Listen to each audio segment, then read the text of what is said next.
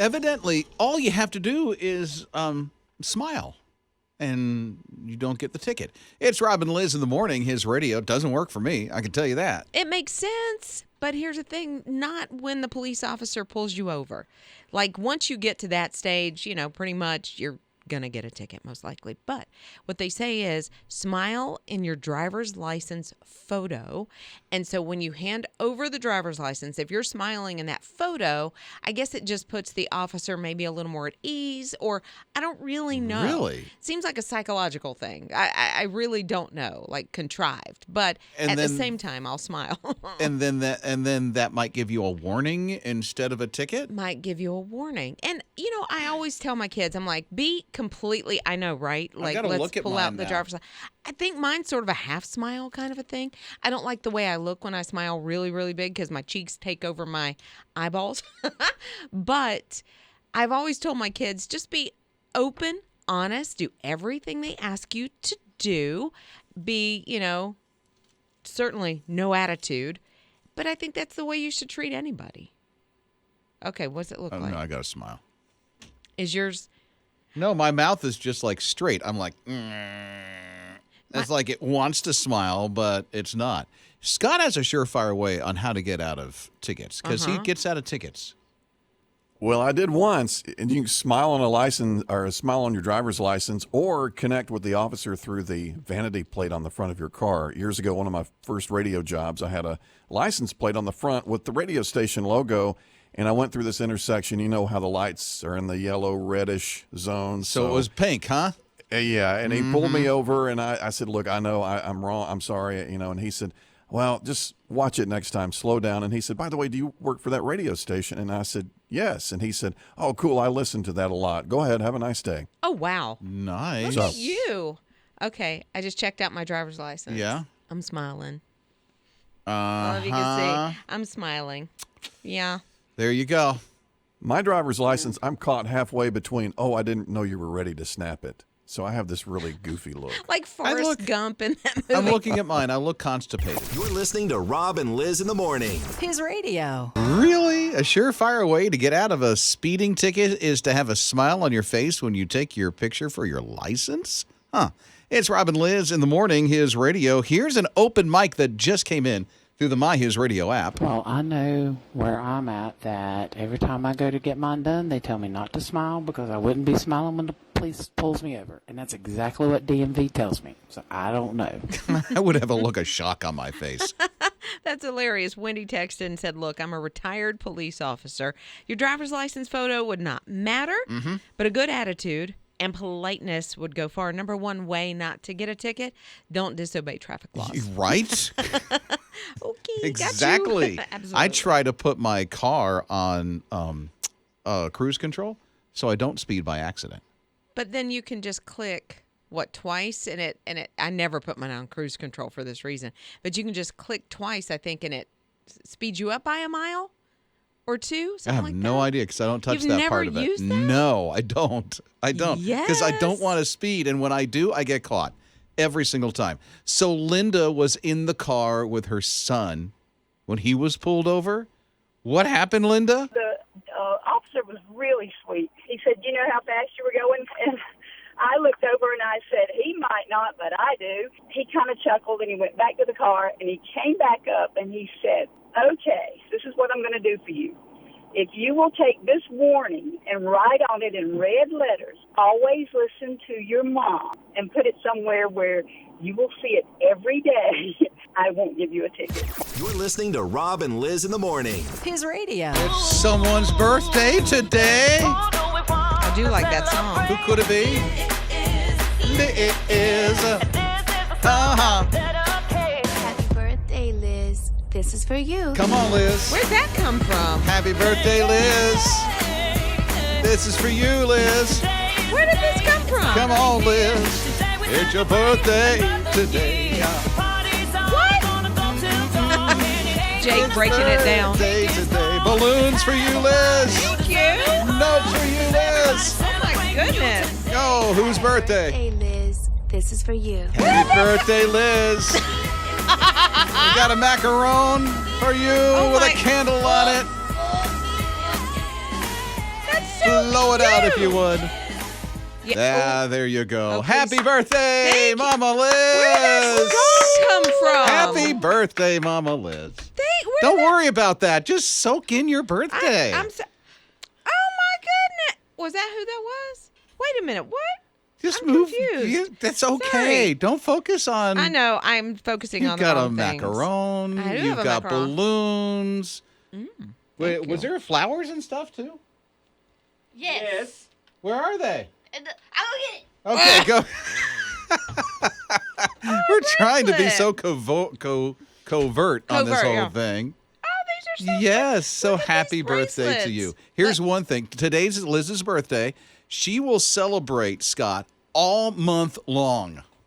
Totally. And her husband already got her the biggest gift, which was... Oh, yeah. Sorry, nutcracker. Oh, thank you. I got a nutcracker for Christmas. life-sized. Oh, it's bigger Thing's than life size. huge. Because it's bigger than me. Mm-hmm. It's taller than I am. It's like 6 feet tall.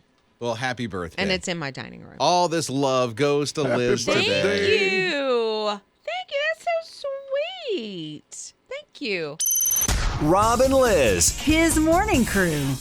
Hey, y'all. You may not hear that much anymore. Southern accent's going away. They say it's becoming extinct. Really? Yeah, so I think we need to How? teach classes or something, I don't know, to keep it around. So many people are moving into the South, and so many people from the South are moving away that the Southern accent is kind of just going away. I mean, guess. it's maybe becoming a little more Midwestern. It's sort of a melting God pot. has a neighbor that's from the North somewhere. Where's that? They're from South Virginia and really great people, but their accent is so unique. I'd never heard it before, but it's prevalent, I guess, there in Virginia. And I'm from Georgia, and so I'm used to a different accent there. But it's amazing that just a small amount of mileage, places you can go, and the accent's so different. It's amazing. It changes a little bit. Yeah, Yeah. that's It true. really does. Like if you are in maybe Savannah, Charleston, that kind of area, that the accent is so different than even in like upstate South Carolina or middle Georgia. It completely changes. To me, like if you're, in Charleston, you've got people that are born and raised in Charleston. It almost, to me, has a Canadian flair to it because they'll say house. Like if you're in Canada, it's house and about and, that kind of thing. Eh? And you hear it right. They won't say the A in Charleston, but I have heard more of a house Really? kind of an accent. Huh. Yeah. And so, but, then if you're in the city of Charleston, maybe not so much. I don't know. It's wild, the different accents. I love it, though. But we cannot let the Southern accent go away. It cannot become extinct. No. Rob and Liz. His morning crew.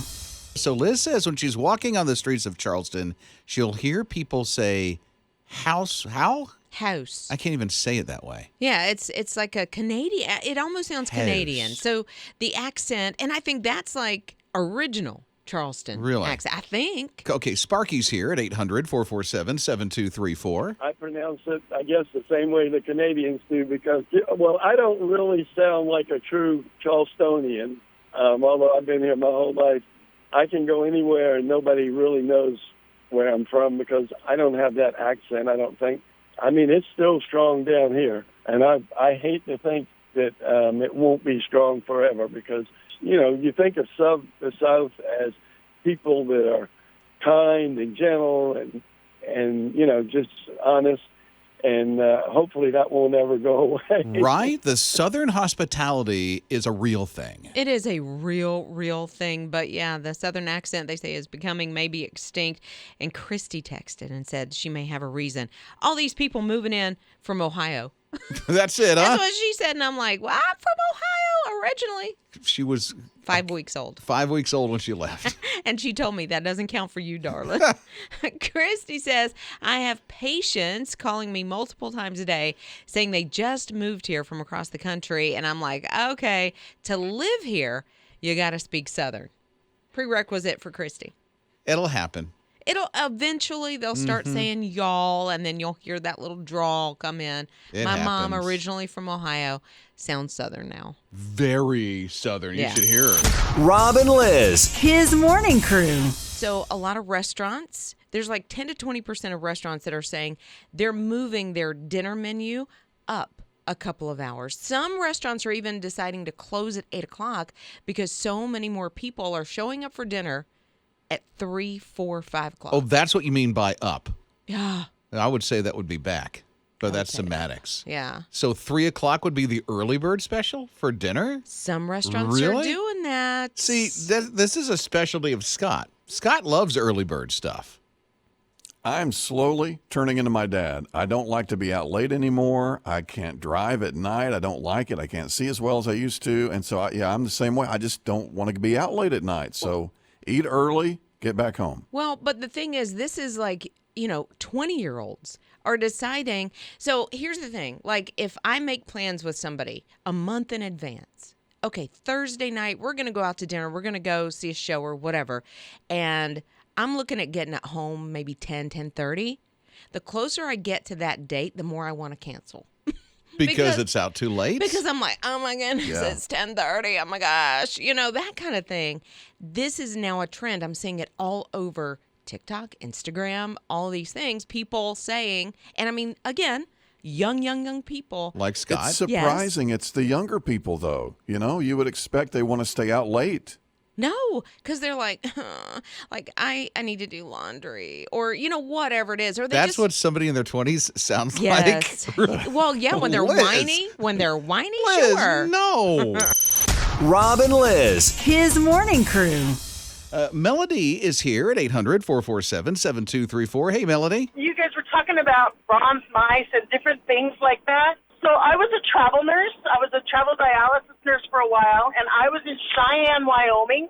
Cheyenne, Wyoming have boots, like 12-foot, anywhere from 9 to 12-foot high boots that are made by a particular place. Different people have, painted them, or it's like the one place makes the boot itself, and then whoever is sponsoring it, so to speak, does the decorating and such. They have a map that you can take, and it's like a scavenger hunt. You can do it audible tour, so when you get to a particular boot, you can call the phone number, put in that boot number, and it tells you the history of that boot or what that boot is representing. Like, they have one that has all of the heroes. They have one of all of the governors. They have one of all of the notorious bad guys. It's really cool. That kind of reminds me, and I'm trying to remember where this is in western North Carolina. It may be Waynesville or it may be Hendersonville, where there's bears everywhere. I was just going to say that. Hendersonville. It is Hendersonville. That's right. Apple 99%. Festival. Yeah, exactly. And they're gorgeous. They're all painted. Tanya texted 800-447-7234, and she said there's something like that in Easley, South Carolina. They have trains on Maine. There's different train cars that are hidden around all over downtown. It's still there, and they even have like a mascot, which is kind of cool. I know it's like Beasley is his name. Nice. And so Beasley wanted to grow up and be a train conductor or an engineer. There's a whole story behind this. There's a whole story, which is super cool. And he's such a cute little mascot. So I'm thinking small town tour, and we find all these neat little things. Rob and Lizz. His morning crew. Maybe you're thinking of a trip. There's some places you can try out. Rob and Lizz in the morning, his radio. Well, you'll have a small break maybe in October. Some schools take like 3 or 4 days in the middle of October for a weekend. My wife has been thinking a little bit about that because that happens at Eli's High School. And we know we're going somewhere during that little break. But there's a couple of places that you can take a look at, like Georgia's Rock City, which seems really miraculous. And they even have a Mother Goose miniature golf display. Why not miniature golf? Mother Goose, you know? Mother Goose, that's wild. Why not? Never heard of that. North Carolina, there's the road to nowhere. Well, where does that lead? Nowhere. Okay. That's all I know about it.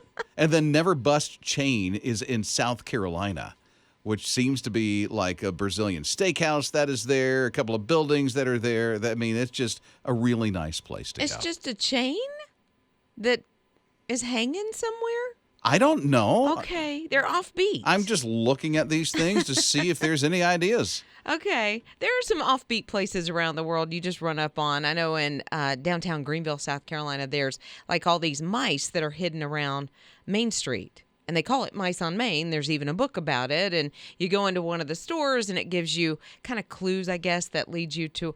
That's offbeat to me. Not everywhere has, actual, like, I guess, bronze mice. Real mice, maybe, but not bronze mice. Not the bronze mice. No. Those are the better ones to go to. Yeah. They don't eat your cheese. Rob and Lizz. His morning crew. Mama Liz, a year older today. Happy birthday. Thank you. That is so, so sweet. I think one of her favorite things to do is apple picking. We haven't been yet this year, and I already missed kind of the Honeycrisp window, which, those are my favorite. So I hate that I missed it. But it's been so hot. Like, it's hard around here to go apple picking when it's 97 degrees. Right? Because you want to put your boots on and your scarves. That is a fall thing. It is. And I know it's going to be cooler this weekend, but I was talking to a friend of mine, and they just could not wrap their brain around it. Going apple picking when it's so stinking My hot. wife went by herself a couple of weeks ago. She did? And she just went right to the orchard, went right into the place where you just buy them, got a couple of things, and left. Didn't even go out to the orchard. Well, like I say, it's too hot, but you can go in to the different orchards that are around, and they already have some of them bagged up, and you can buy, a dozen or whatever, or a whole huge 5-pound, 10-pound bag. That was it, yeah. But I just miss the apple picking. Want to take, one of the babies in the family, but I'm not looking at sweating while I apple pick. Even though it's a hike to get there, it is fun once you get there. It is fun once you get there, but I don't need to put on extra deodorant. So, Rob and Lizz. His morning crew. Chris works for Raleigh Water, and near their Wren facility, he noticed a really large bird was close to it on the ground. He went up to it, and it turned out to be one of America's bald eagles. Really? Majestic, very beautiful, but really hurt. So he rescued it and then got the officials, the bird wildlife folks, and they say, thankful to Chris, this bird's going to fully recover, and because of its injured wing needing to heal up, it'll be back out in no time. Oh, that's good. Right? I've never seen one in the wild. I've seen one in captivity, but to see one in the wild like that must have been a treat for them, and then to be able to kind of swoop in and I've take never care of seen it. them. I've seen them fly, in the wild, if that's the way to put it, but I've never seen one perched somewhere. Wow. Outside of going to Dollywood. Well, right. Which they still have a lot there, right? I think so. I haven't been there for a couple of years, Right. but yeah. They're gorgeous, but they always look like they're upset with somebody. Oh, really? Like their eyes are always like, what? What are you going to tell me? Rob and Lizz. His morning crew. It's a hack to save your laundry. So my husband accidentally washed and dried one of my wool sweaters once, and it came out looking like a Barbie sweater. Uh-oh. It was teeny, and I mean, it was one of my favorites. So anyway, I've now seen this hack. So you're supposed to, if something shrinks, you put it in like a tub of water with baby shampoo. You let it sit there and marinate for a little while. Then you pull it out. You put it on a towel. Let it dry, and I guess while it's drying, you kind of stretch it just a little bit. Don't stretch it all out of whack, because then it's going to look crazy, but just a little bit, and you can work it back to its original shape. Does that work for my jeans? I think it might. Have you not ever, Rob has never stretched out your jeans? There's a whole thing to do, because I do it every morning. I think I just put them on and they stretch out. Listen, you put your hand in a fist and you push out at the knee and at the hiney, and that stretches them.